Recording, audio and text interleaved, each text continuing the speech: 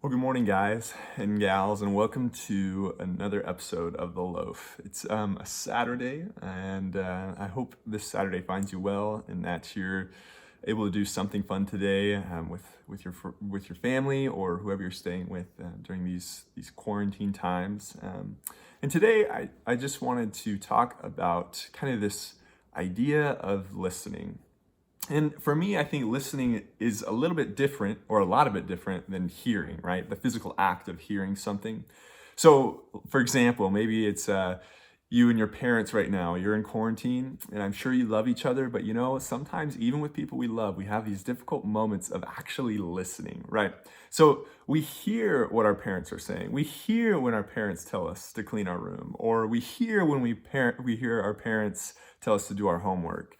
But we don't truly listen, right? We do the physical act of hearing, but we don't put that into action. We don't actually take time to listen, right? Maybe it's with a friend or another family member who's having something difficult that they're going through. Maybe it's during this quarantine time, and when they share their struggles and they share with you, like in that physical act of talking with one another, you hear them, but you're not really listening to them.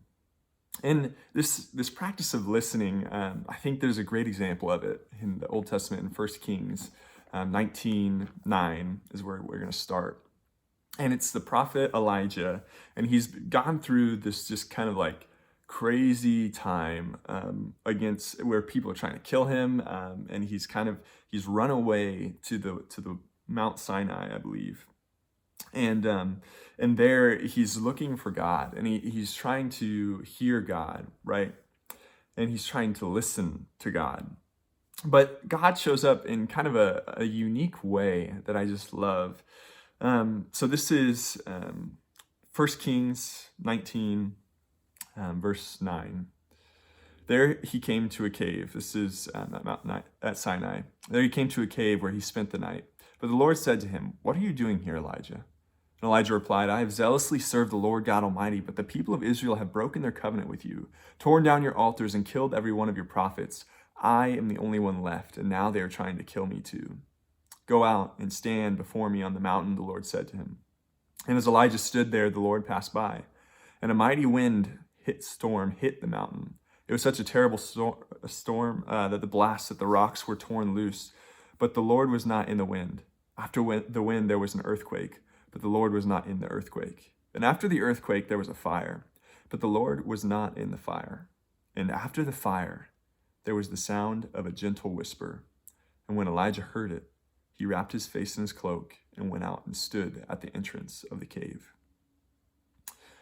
See, Elijah was one of God's prophets in the Old Testament, and he knew that he knew the voice of God, right? He knew how to listen for the voice of God. And we have these progressively bigger things that are happening outside of this cave, right? There's a fire, there's a windstorm, there's an earthquake. And Elijah knows that God's voice is not in those big, large, loud things. See, Elijah knows that it's in the silence, in the gentle whisper, that God's presence is coming in front of him in the cave, right? In our own lives, sometimes we want to hear these big moments. We want to hear these loud, we want people to break in and be really loud. And sometimes, like, that's not what happens. Sometimes it's in gentle whispers that we need to listen. And we need to find ourselves in these quiet moments, whether it's, I don't know, whether it's friends, with family members, with other people who are important to us, where we sit in silence with them and we listen. And we don't just hear the loud noise, and we don't just hear the things that are masking everything around us, but we actually sit down and listen to them. In the same way, sometimes with our relationship with God, it's not in the big moments. It's not in these loud, high mountaintop experiences, but it's in these times where we're silently sitting in the cave, waiting for God to pass by. So I challenge you this week. Find yourself in a little bit of in solitude, and maybe in a quiet cave, and begin to listen. Listen to those around you and listen to God. Don't just hear them, truly listen. So hope you guys have a great day. We miss you and love you all, but stay safe. Bye.